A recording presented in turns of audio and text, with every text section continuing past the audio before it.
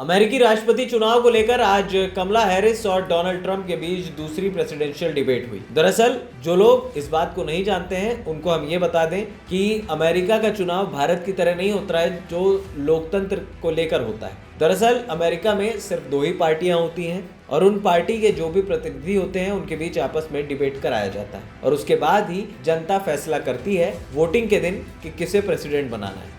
इस बीच कमला हैरिस और ट्रंप के बीच बहस के दौरान अबॉर्शन, इमिग्रेशन, रूस यूक्रेन युद्ध, इजराइल समेत तमाम मुद्दे हावी रहे। अमेरिका में 5 नवंबर को होने वाले चुनाव के लिए पूर्व राष्ट्रपति डोनाल्ड ट्रंप और मौजूदा उपराष्ट्रपति कमला हैरिस के बीच ये डिबेट काफी अहम रही। दरअसल फिलाडेल्फिया स्थित नेशनल कॉन्स्टिट्यूशनल सेंटर में हुई इस डिबेट को एबीसी न्यूज मीडिया ने होस्ट किया था। इस डिबेट को एबीसी न्यूज के एंकर डेविड मोयर और लिंसे डेविड मॉडरेट ने होस्ट किया। दरअसल इस लाइव बहस के दौरान स्टूडियो में कोई ऑडियंस मौजूद नहीं रही। दरअसल 90 मिनट की प्रेसिडेंशियल डिबेट में भाग लेने के लिए कैंडिडेट को अमेरिका के संविधान के आर्टिकल और सेक्शन 1 के तहत आने वाली सभी योग्यताएं पूर्ण करनी होती हैं। एबीसी ने डिबेट को लेकर सवालों की लिस्ट जारी नहीं की थी। हालांकि इस बहस में डोनाल्ड ट्रंप और कमला हैरिस के बीच इकोनॉमी, इमिग्रेशन, अबॉर्शन लॉ, 2020 के चुनाव में अपनी हार स्वीकार करने से ट्रंप के इनकार के साथ ही फॉरेन पॉलिसी जैसे मुद्दे हावी दिखाई दिए। डोनाल्ड ट्रंप ने कहा कि कमला हैरिस को इजराइल और नेतन्याहू से नफरत है। नेतन्याहू जब अमेरिकी संसद में आए थे तो हैरिस ने उनसे मुलाकात तक नहीं की थी। उनको अरब के लोगों से नफरत है। कमला हैरिस ने कहा कि मैंने अपनी पूरी जिंदगी में हमेशा इजराइल का साथ दिया है, मैं आगे भी इजराइल के साथ ही खड़ी हूँ।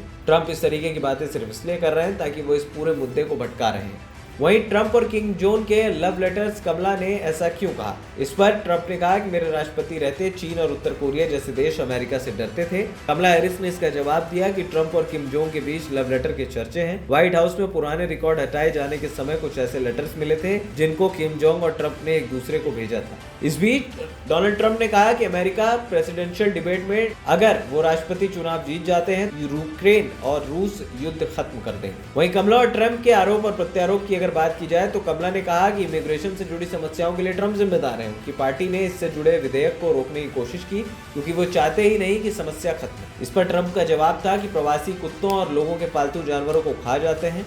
हालांकि मॉडरेटर ने कहा कि इस बात से कोई सबूत नहीं मिले। ट्रंप का जवाब इसके बाद भी आया कि मैंने लोगों को टीवी पर यह कहते सुना है कि माइग्रेंट्स ने उनके कुत्तों को उठाया और पका कर खा गए। वहीं कमला हैरिस ने कहा कि ट्रंप के साथ काम कर चुके जनरल उन्हें संविधान के लिए खतरनाक बताते हैं, जबकि पूर्व नेशनल सिक्योरिटी एडवाइजर कह चुके हैं कि वो खतरनाक और अनफिट है। वहीं ट्रंप को देश की जनता ने ही बाहर का रास्ता दिखाया था, ये भी कमला हैरिस का कहना था। उनका कहना था कि जनता को बाइडेन सरकार पर भरोसा है। विश्व के नेता ट्रंप पर आज भी हंसते हैं। उनका कहना है कि उन्होंने इसका सम्मान नहीं किया। ट्रंप फैक्ट को लेकर हमेशा ही कंफ्यूज रहे हैं। अब बाइडेन सरकार पर डोनाल्ड ट्रंप ने कहा कि बाइडेन सरकार ने अमेरिका की एनर्जी बिजनेस को बर्बाद किया। बाइडेन सरकार को बाहरी लोगों ने बॉर्डर बंद करने पर फोकस करना चाहिए। बाहर से आए लोग अमेरिका में पालतू जानवरों को खो रहे हैं। एएनपी टाइम्स की रिपोर्ट।